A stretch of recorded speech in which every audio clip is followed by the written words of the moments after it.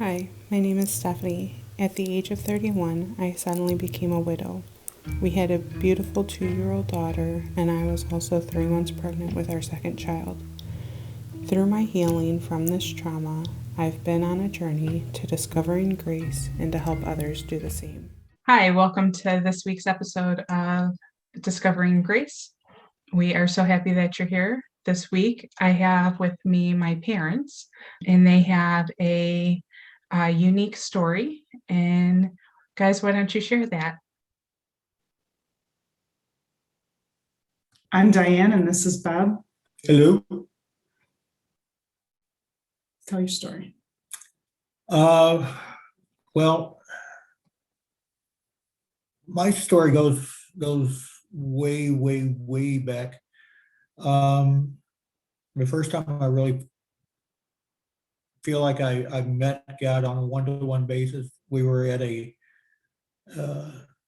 Christian retreat for can't remember if it was juniors or junior and senior high school kids, but we had a lesson, and then we were supposed to break off and have a quiet time of meditation.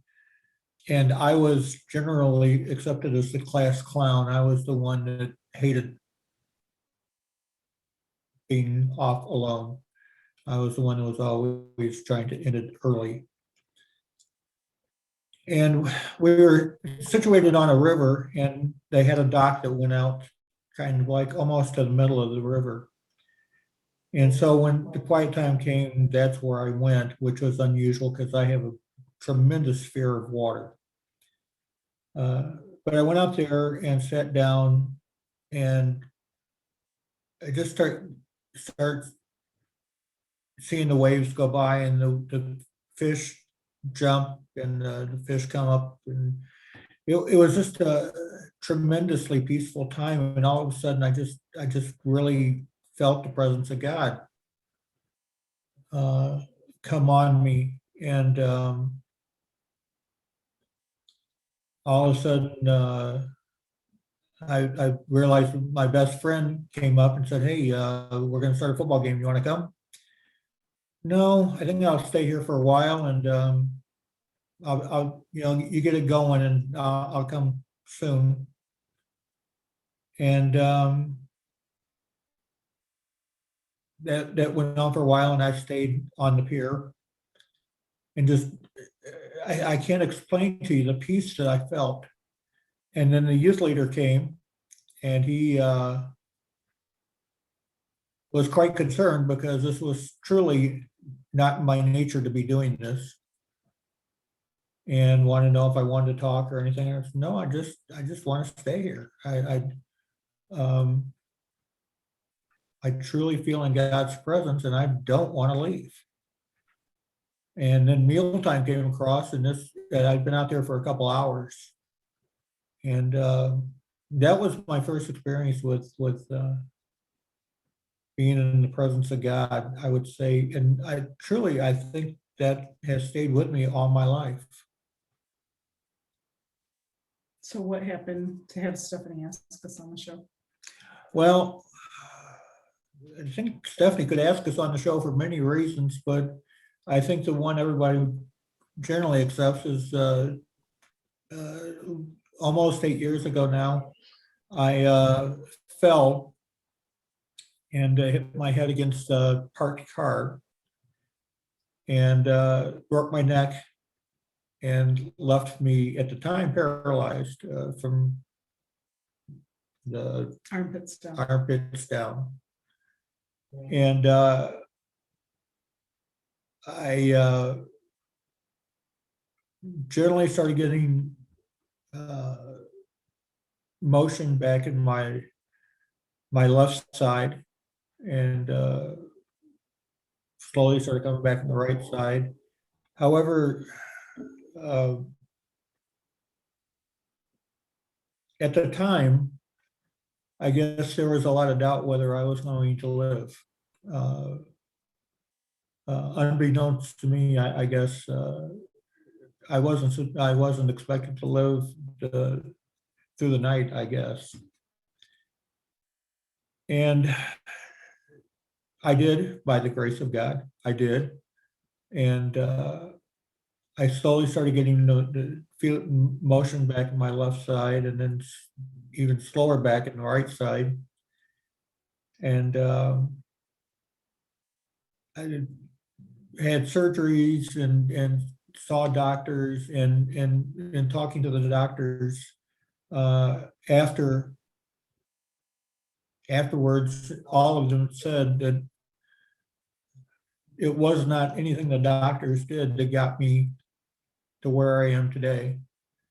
Uh, they can't explain my survival. They can't explain my ability to walk. They can't explain anything about how I function, because they've never had this type of result come from the way I was, the circumstances around where I was. So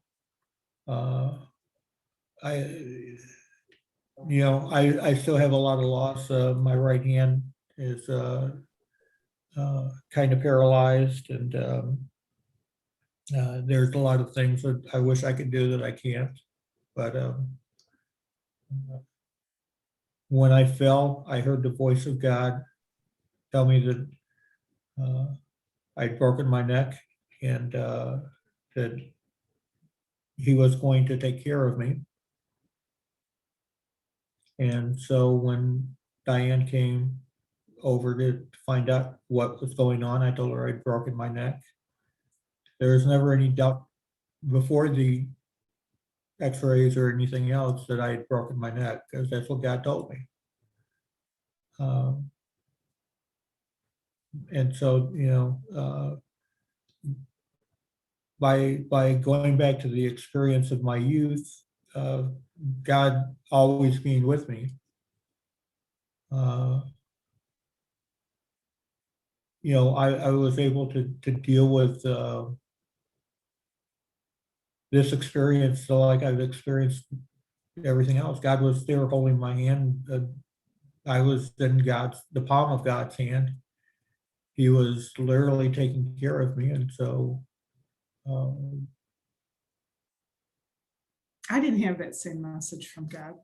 So it was a little bit more frightening on my side of what was going on. He was having problems breathing, and his arm was clearly broken, and he wasn't expressing any pain for the visible breakage of his arm. And the ambulance took longer than it should to come from the 2 block. It's a little less actually than 2 blocks, but from the short distance that it is for our firehouse. And so, yeah, I wasn't quite in the palm of God's hand, feeling like everything was going to be just fine. But the paramedics came, and they took care of him, and he got helicoptered from the Aurora Hospital to the Joliet Hospital, where they had specialists there. And he stayed there 5 weeks and 7 weeks at Mary and Joy.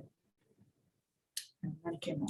And the amazing thing was, if you would have asked either of us if we wanted to go to the Joliet Hospital, I think we both would have said no. But the surgeon that was one of the few in the country that was capable of dealing with the magnitude of my breakage, I guess, was on call that day. The admitting doctor was the head of emergency. He has done many TV interviews and fairly well known. It just seemed like every doctor who we needed was at the Joliet Hospital, and that's where we were sent. All of our, I can look back, and every person that was instrument that was important in my care was exactly on call and available at the time I needed them. So it's kind of like a neat story looking back on it. It's a neat story. Going through it so much, but it's kind of neat looking back and seeing how God really had uh, how God instrumented. The team, how he pulled the Yes. team together. We had a lot of really good medical people, physical therapists, nurses, the doctors, a lot of hope and encouragement, even in the face of discouraging diagnoses and discouraging hope for the future from not the doctor who did surgery on him, but the doctors that worked with him.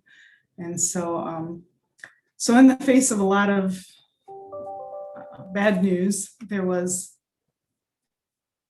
better news. There were daily people who intervened and said, they gave hope, they gave experiences. Well, we had this patient and now 3 years later, they're doing this. So don't let your mind get locked in that this is all the better you can get. We had a lot of that at both Marion Joy and St. Joe's. And We so did to- have our share of the other way too. We had a lot of doctors who said I'd never get out of bed again, and that, but those tend to be fewer Yeah. and left quicker. And the team that stayed around us, I felt like I had a doctor for every square inch of my body. I've never had so many doctors taking care of me at one time. I thought at times it got ridiculous, but the team, the eventual team that stayed on was the exact team that we needed. So to be clear, your diagnosis is still a quadriplegic. Yes. That's what they tell me. Yeah. He's incomplete. So a complete quadriplegic is what most people think. You can't move anything below like the head or the shoulder level. An incomplete can perform some activities with their extremities, but not certainly not up to the level that you or I can. And some paralysis remains in random spots, really. Random places of paralysis. So incomplete is like an incomplete moon and complete is like a full moon. So that's simple definitions. So earlier you had mentioned that it's only by the grace of God that that you even live through the night. So how would you define grace? Define, I'm sorry. Grace. How would you Grace. define grace? Well, I needed help with that question. So I looked up Grace and Webster's, and they have a lot of different, definitions for the word grace. We say grace before a meal. You can be graceful. An ice skater can be graceful on the ice. A company can give you grace and for time of paying a bill. A police officer can give you grace and not give you a ticket, only give you a warning. The governor can give you grace by, not letting the person be executed. However, but when we start looking at the theological parts of grace, we look at the undeserved love of Jesus, of God, and through Jesus Christ. And every part about my life, there's nothing I deserved.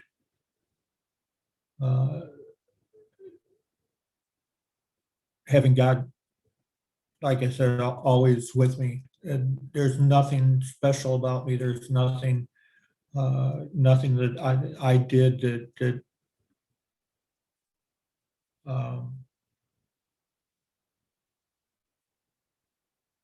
I don't even think I obeyed God like I should have. But God is still with me through my stupidity and through my stubbornness and through my acting like a child and screaming and wanting my own way. God still is taking care of me and still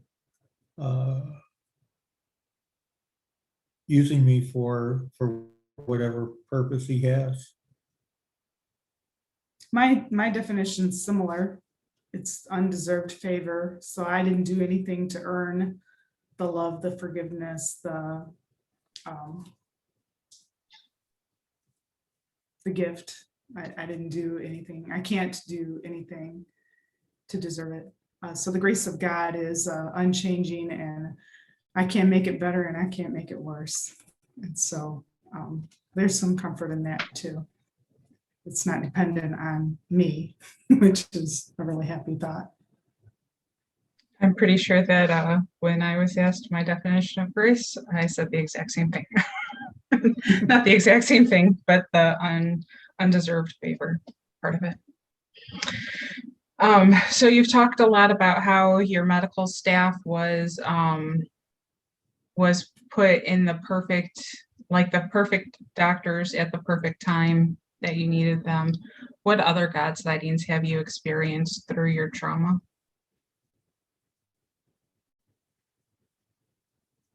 Well, I brought up that when I hit my head, just about the time I remember hitting the ground, it was not far after having the dust in my face from the ground, from my head hitting the ground, that I felt God's presence telling me that I'd broken my neck, that I had, and that He was going to take care of me. And that gave me a tremendous amount of encouragement through the process. The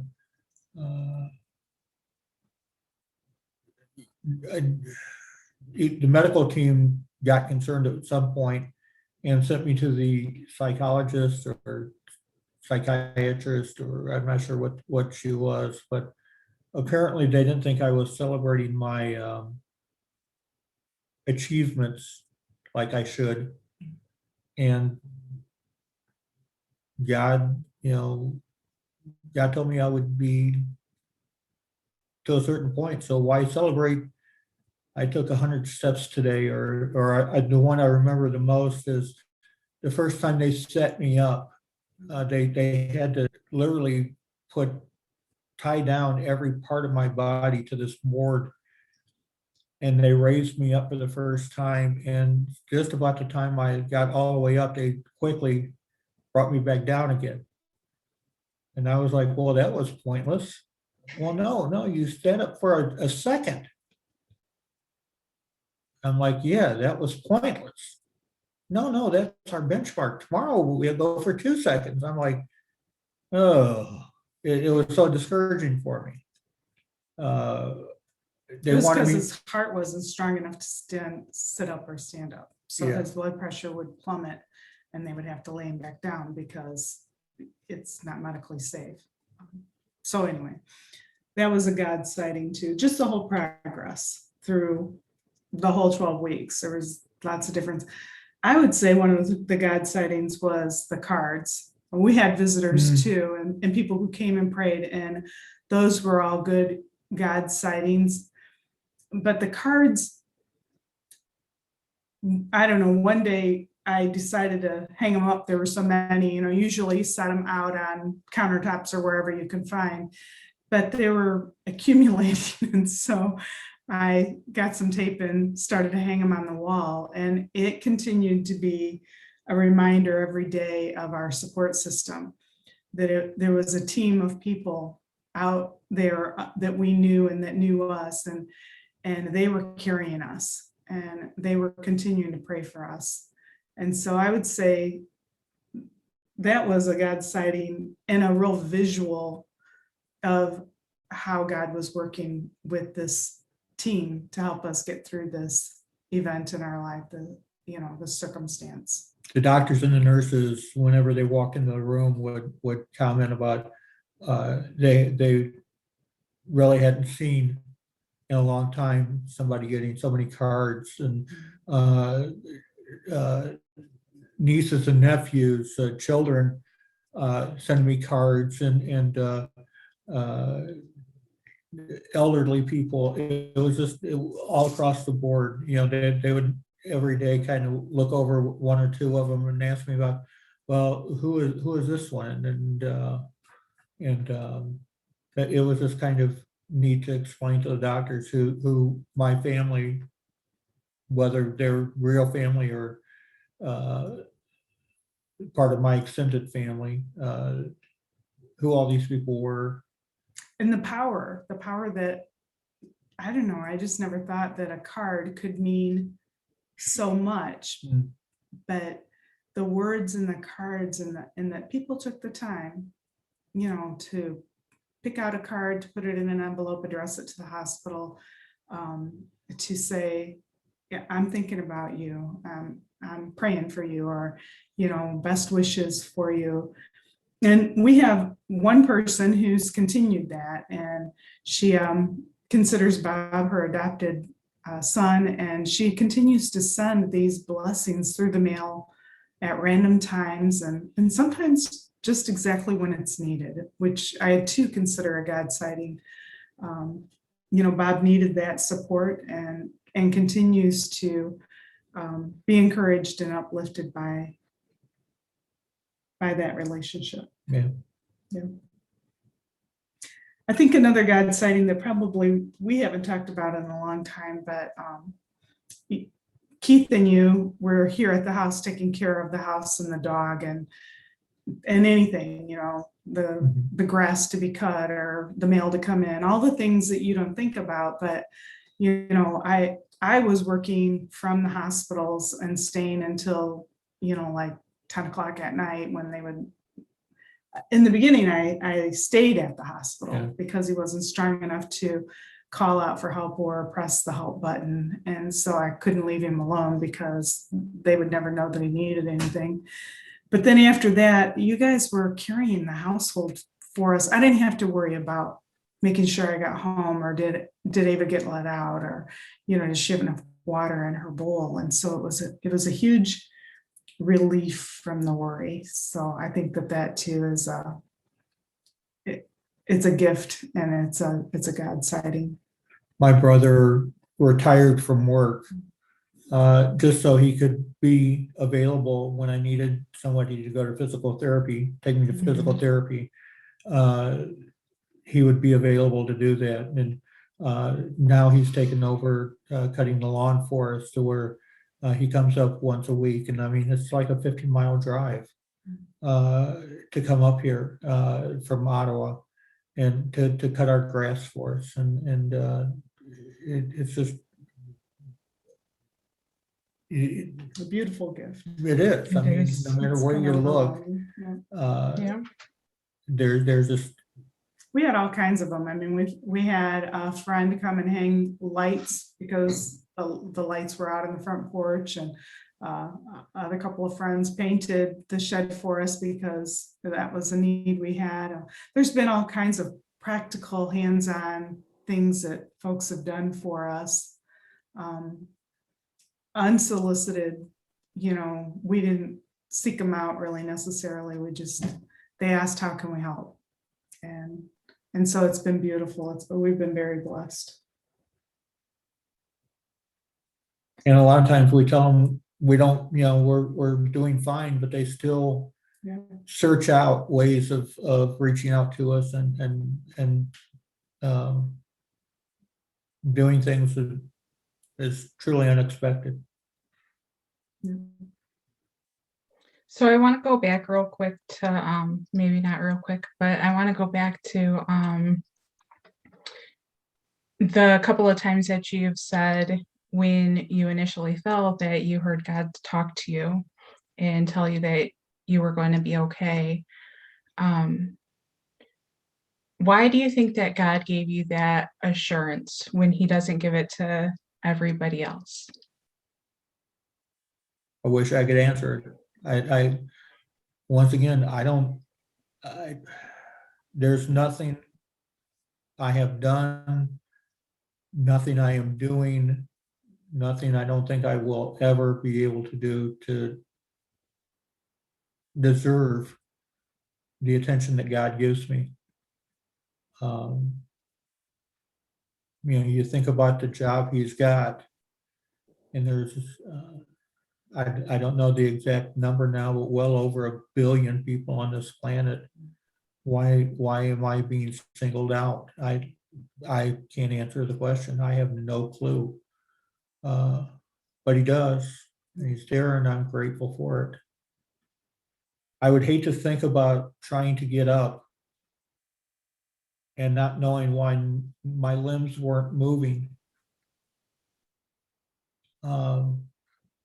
But before I had the chance to do that, God had already told me I'd broken my neck. So I don't remember having that struggle to trying to get up.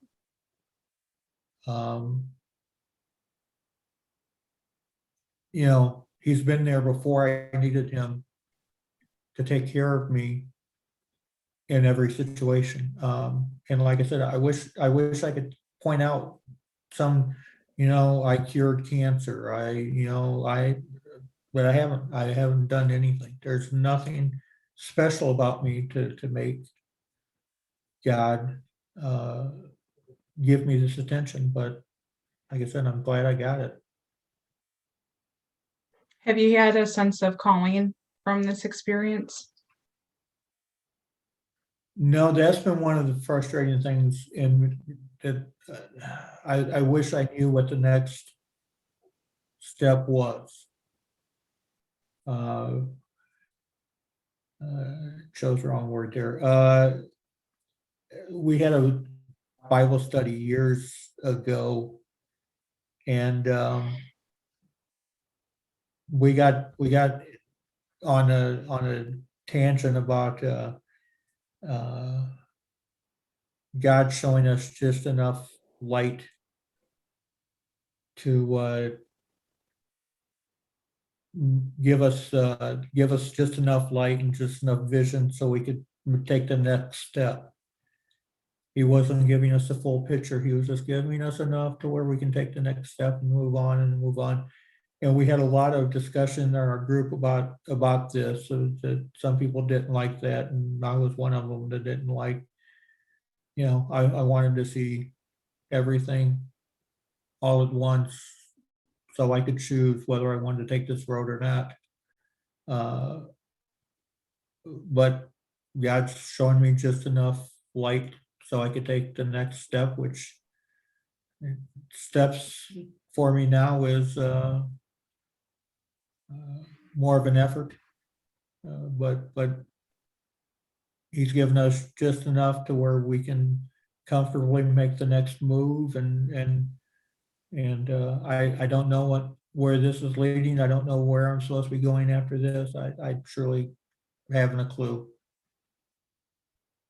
I think I would say I don't feel called because of the event or circumstances, but I feel like there are some lessons that I've learned. And so I think that my compassion for people has deepened because of it. And I would say before this happened, I was a pretty independent person, and though I knew the power of teamwork, I had been on many teams, and you could watch a video on the Amish move a barn and how they rally together to do something that one person can't do, but all together they can do.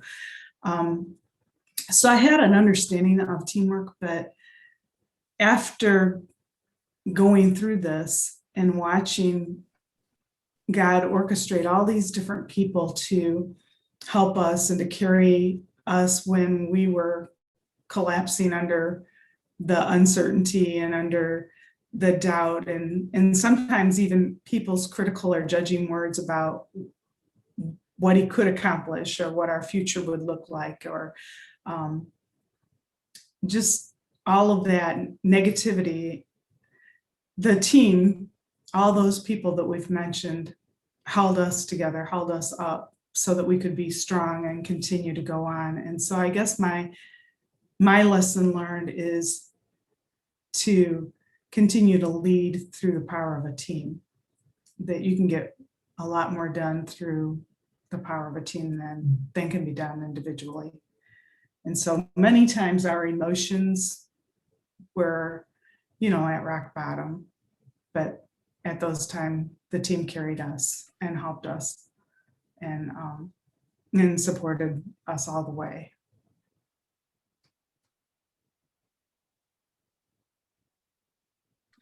How has this experience changed you? Well, I can't move my right hand. Sorry, that's probably uncalled for. I can tell a lot of quirky little jokes. It's deepened my faith in God. It once again showed me that God is as near to me as my wife is. That He's still taking care of me for whatever reasons. I mean, physically, I have changed a lot. I spent a lot of time in a wheelchair. I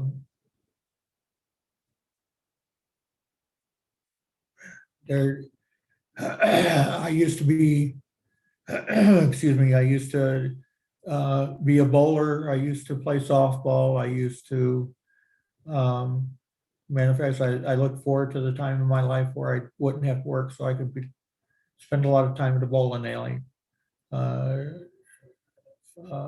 At one point, I thought maybe that was going to be my retirement, was to either manage or own a bowling alley. But that's not what apparently God has in mind, and I definitely am not bowling. A lot of things in my life that I thought I would want to do is now not there for me, but yet I know God still loves me and still has the purpose for me. I wish he would tell me what it is, but I know he still has something. I'm going somewhere. I'm here for a reason. I know that.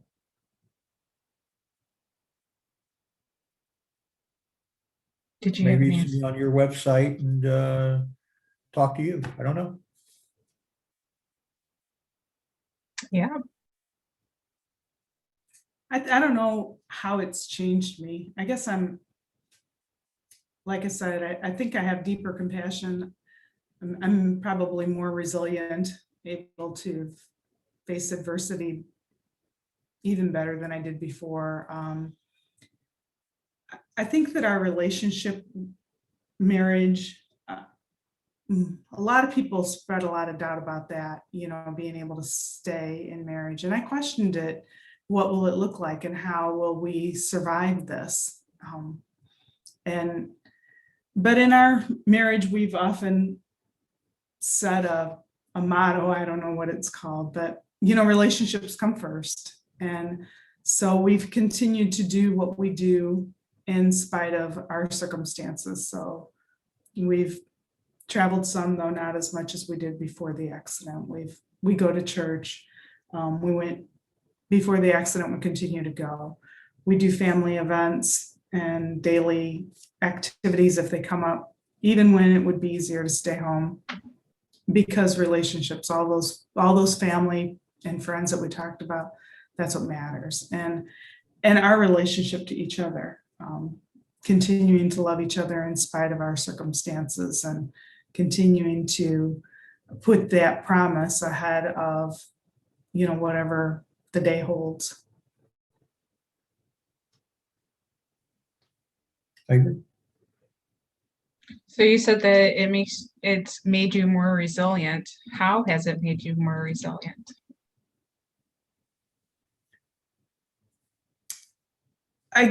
It's hard to explain when you're at the hospital and the doctors are giving devastating news, and you have to make decisions based on what they're saying, and none of the choices are good choices or likable choices, I guess is a better way to say it.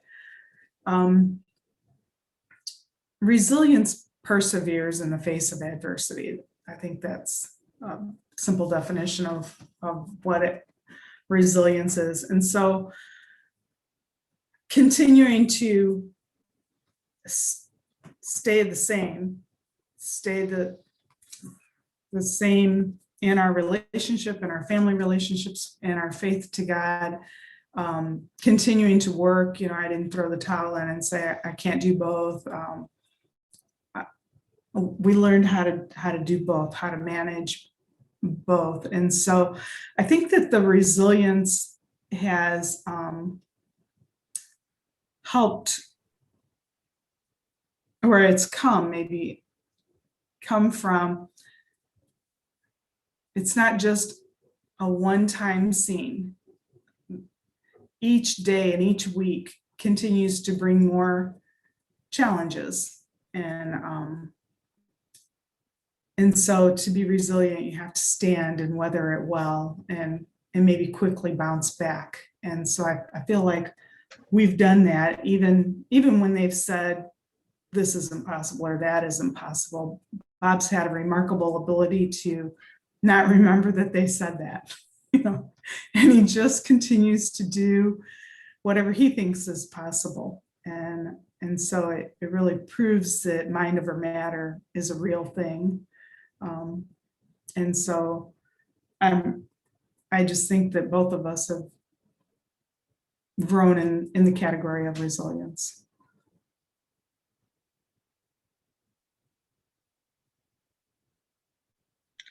Going through how much you struggled and being told devastating news, it's really difficult to even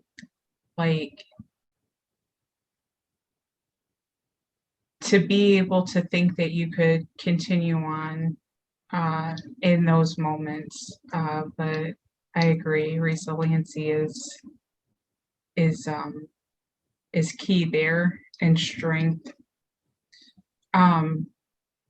It does bring up another good question, though, is how have you both allowed yourself to enjoy life since then?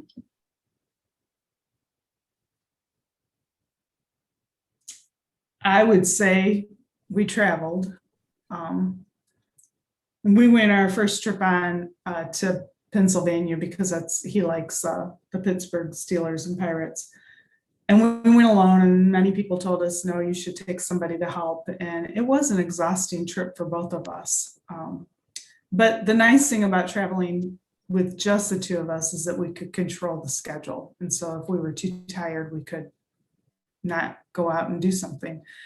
And then we went to Alaska, and interesting on that was that trip was planned through a person who does disabled people travel. That's not exactly what she calls herself, but she plans events, and she knows how to help you with the nuances of traveling with a wheelchair and all the equipment that is needed to take with.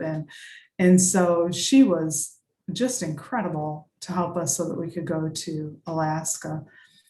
We have the girls that live with us, and that continues to make life joyful and happy, and it gives us more sound in the noise in the house than we would have with just the two of us, and more conversation than we would have if it were just the two of us.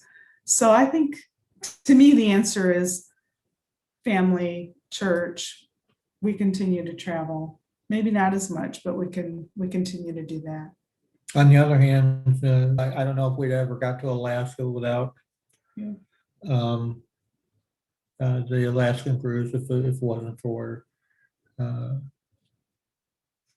being in a wheelchair.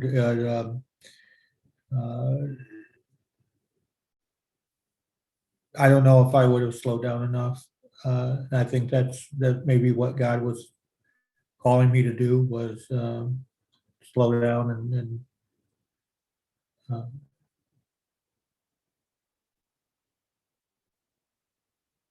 I don't know, take things as they come.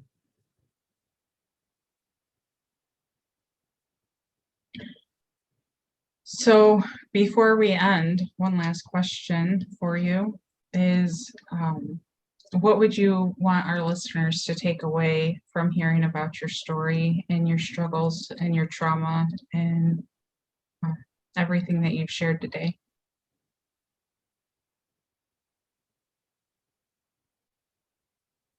I don't know. For me, I guess the overriding theme is we have a God that loves us enough that he wants to be involved in our everyday lives. He wants to, like I said, I am not special. That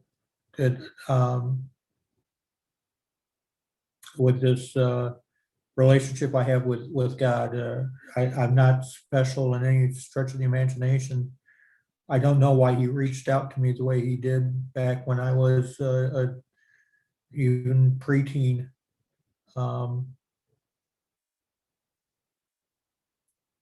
But I am confident that he wants that for everyone. That's the relationship he wants for every person, every one of those 4 billion plus people that is on this planet right now. And I don't know how he manages the time, but that's not one of my worries. That's for him to deal with. But I'm confident that God wants to have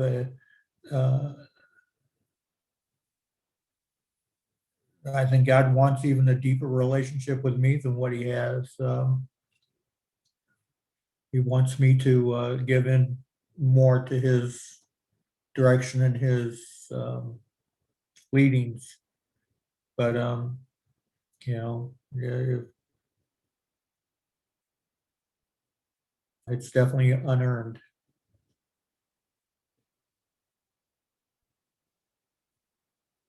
I think my takeaway for the crowd, and I agree with that, it's God's love is the top. But then in our interactions with others, the power to do something is maybe immeasurable. Maybe that's too cliche, but I don't remember who said it, but somebody said, we can't all do everything, but we can all do something.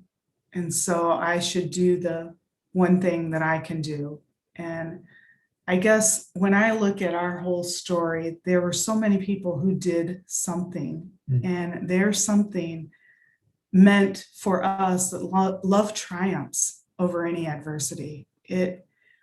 That love carried us, and it triumphs over everything else that's going on. Circumstances don't matter when people pull together.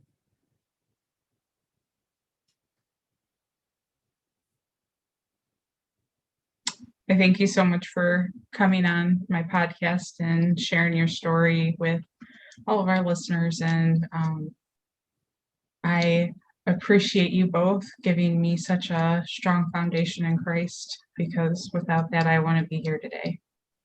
So I truly appreciate that. And I'm very grateful for what you've given me, even through this trauma that you guys have gone through, teaching me and still showing me as an adult. We love you. Love you too. And Thank it's you not so just much. us going through it, you've gone through it too. So I know, but I already shared my story. All right. Thank you so much. Thank you. Thank you. Bye. Bye-bye. Bye-bye.